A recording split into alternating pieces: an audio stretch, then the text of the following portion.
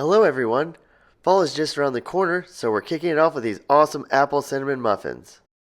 My wife had an idea to add something to the recipe, so make sure to stick around until the end. Let's get started. Step 1. Preheat your oven to 350 degrees Fahrenheit and prepare your muffin baking pan with paper liners. I also like to spray the paper liners with cooking oil because it helps to remove the muffins after baking. But that's totally just a personal preference. For step 2, we're going to be using the dry ingredients, including the bigger bowls hold 1 3/4 cups of all-purpose flour, a half cup of granulated sugar, and a 1/4 cup of brown sugar.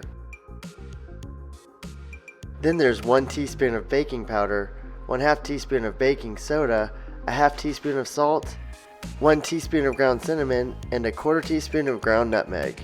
There are several ingredients here, but remember, they're also included in the video description below. Go ahead and grab a large or medium mixing bowl and add in the flour, brown sugar, and white sugar first. Then you can add in the baking powder, baking soda, salt, ground cinnamon, and nutmeg.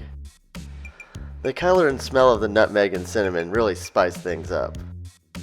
Then we had our kids help whisk the dry ingredients together.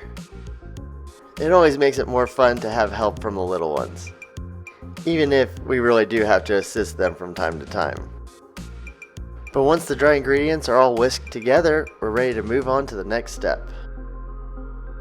For this step, we'll use Video Magic to melt 1 stick of butter, or you could simply melt it in the microwave. For this third step, we'll be using the 1 stick of melted butter and 1/2 cup of milk, 1 teaspoon of vanilla extract, and 2 eggs.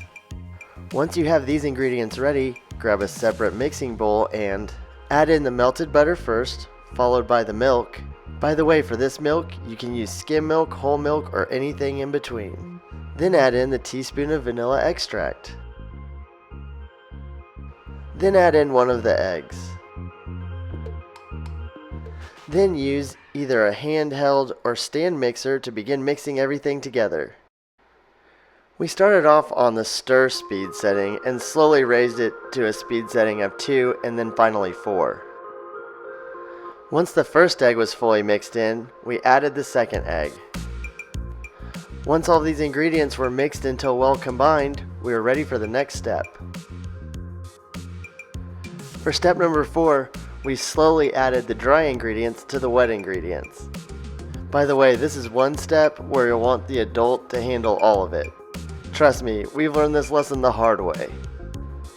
Once all the dry ingredients have been added to the wet ingredients, it's time to mix them together.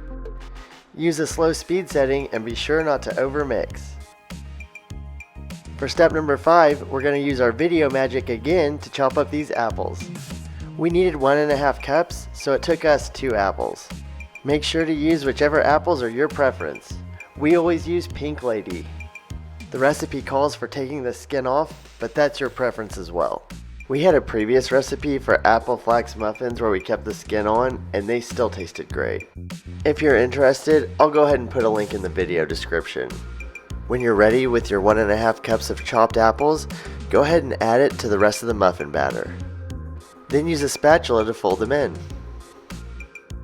Remember to take your time folding them in so that the apples are evenly distributed.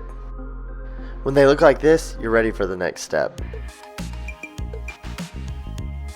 For step number 6, we're going to use a scoop or spoon to scoop out the batter and put it in the prepared muffin cups. I usually fill each muffin cup about 2/3 of the way full. For us, this used up all the muffin batter and it made sure it was all evenly distributed. Now that the muffin cups are looking great, it's time to tell you about our ingredient that we added. My wife had the idea to add a couple tablespoons of brown sugar to a small bowl. Then she sprinkled the brown sugar to the top of all of the muffin cups. We thought this would add to the finished muffins, and spoiler alert, we're glad we did it. But of course, this step is optional. Alright, now for the fun part. We get to bake at 350 degrees Fahrenheit for 20 to 25 minutes. When the muffins are ready, a toothpick inserted into the center of one of them will come out clean. And while the muffins are baking, it's once again time for our fun Goose Fact. It's fall right now, so I looked up a migration fact. Did you know that in September and October, geese begin to start their migration south for the winter? They'll stay in these non-breeding sites all winter. Then in the spring, they'll fly back up north to their breeding sites. Now that's what I call a long winter vacation. And now back to our muffins. When the muffins are done baking, carefully remove them from the oven.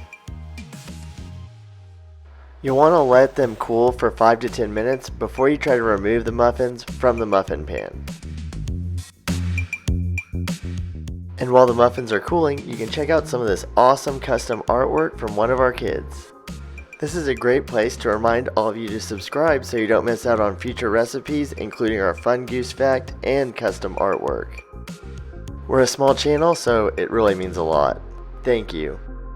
When the muffins are done cooling, they're ready to be enjoyed. We love this recipe for several reasons. It's simple, doesn't have a ton of ingredients, and it's quick to make. It has been a great breakfast and snack item now that our kids are going back to school, and we've enjoyed them as well. We've liked this recipe so much, and our kids have been such big fans that we've already baked it again a couple more times. I'm sure we'll be baking it again soon. Now that we've finished these apple cinnamon muffins, it's time for another fall recipe.